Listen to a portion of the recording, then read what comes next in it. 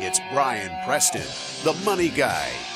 This next question is from Charles.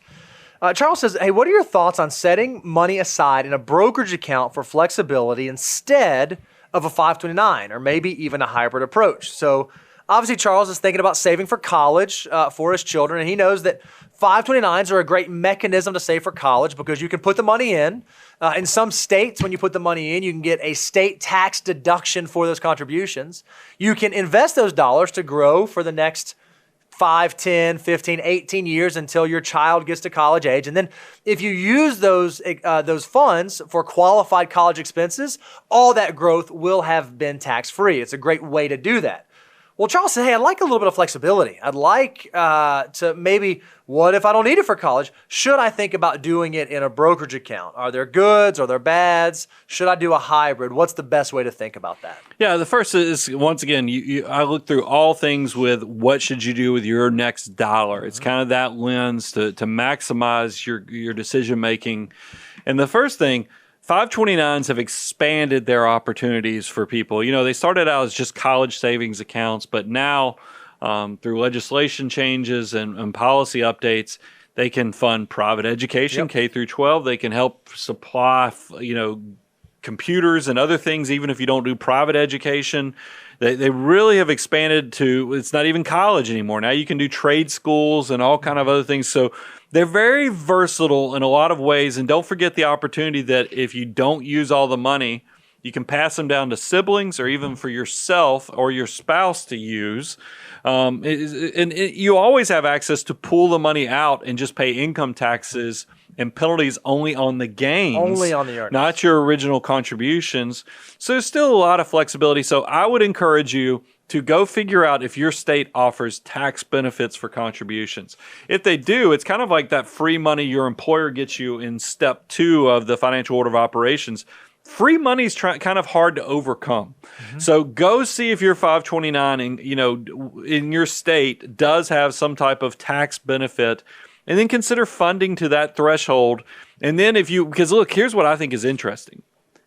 I look at my daughter's 529 accounts. They're kind of big. Sure.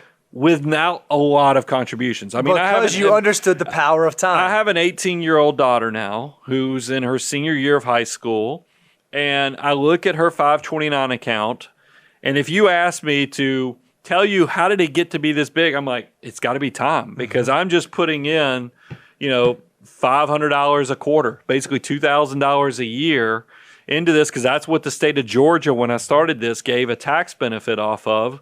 And now this thing is, I think, last time I looked, it was close to $60,000. I mean, this thing is big.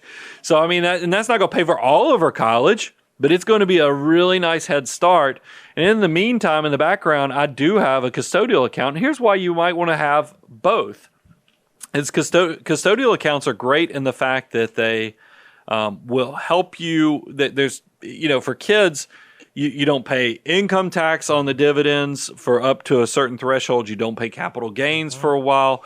They're in a much lower tax bracket than you are as an individual until they reach a level of size. And if you're buying index funds, which are very tax efficient anyway, you'll be surprised at how you can get to large accounts without paying a lot of taxes. And they do have the flexibility that maybe it goes beyond education and can help with house down payments or turning them into millionaires down the road. I do like a hybrid approach, but you need to be really realistic on what the why and the purpose of the money is. And then also don't skip. I can't believe I made it this far into the answer without saying, and making sure that you have your financial life in order before you're funding the kids, because there's a reason when you do the financial order of operations, the kids make it to step 8. Everything else, steps 1 through 7, is all about you and your spouse, your financial household's financial independence. The kids don't get their life preservers for education until you've made it to step 8. There's a lot of financial life that has occurred there.